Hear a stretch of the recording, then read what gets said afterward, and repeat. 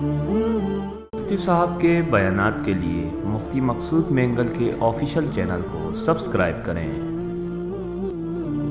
سوال پوچھا ہے کہ KFC کا کھانا حلال ہے حرام، اور اس میں نوکری کرنا جائز ہے یا ناجائز؟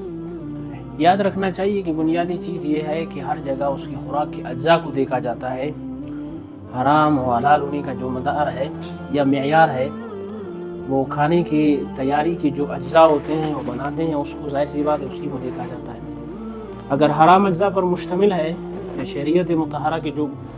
بنائے ہوئے قوانین ہیں، قانون کے مطابق مثلا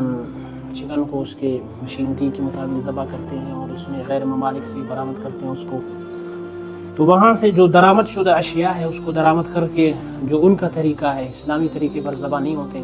تو پھر ظاہر سی بات ہے وہ حرام ہی ہوا کرتے ہیں۔ تو حرام ہوا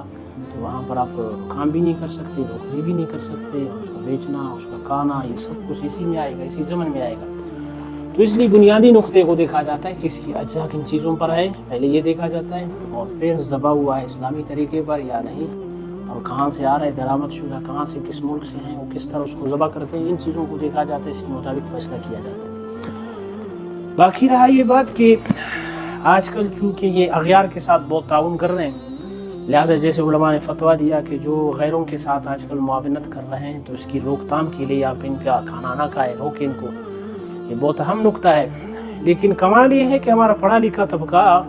یا علماء پر اعتراض کرنے والا ایک طبقہ ہے، وہ کیا کہتے ہیں، بھائی موبائل بھی تو آپ استعمال کر رہے ہیں، یہ بھی تو غیروں کا ایجاد ہے، کمپیوٹر بھی آپ استعمال کر رہے ہیں، یہ غیروں کا ایجاد ہے۔ بھائی دیکھو یہ حکمت عملی ہے، علماء جب فتویٰ دیتے ہیں تو اس چیز کو دیکھتے ہیں کہ اس پس منظر میں امت مسلمہ کو کتنا نقصان ہو رہا ہے، آپ نے یہ چیز دیکھنی ہے۔ تو ظاہر سی بات ہے جہاں امت کا نقصان ہو رہا ہو وہاں سے امت کو روکنا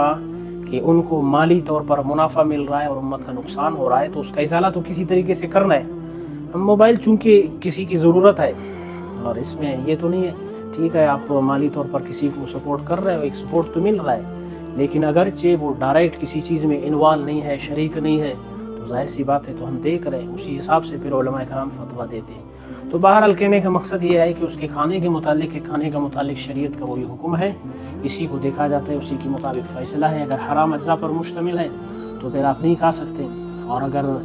اسلام کے احکامات کے مطابق اس کو ذبح نہیں کیا جاتا ہے تو پھر بھی حرام ہے، پھر بھی کھایا نہیں جا سکتا ہے۔ اور پھر نوکری کا مسئلہ آپ نے پوچھا ہے،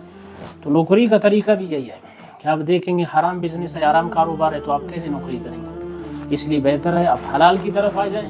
حلال کاروبار میں جو ہے کام کریں، اپنا بزنس کریں، جو بھی کرنا ہے۔ حرام جگہ پر آپ بزنس کریں گے وہاں سے آپ کو کمائی ملے گی اور آپ حرام کھائیں گے، اس لیے اس سے بچنا چاہیے پھر۔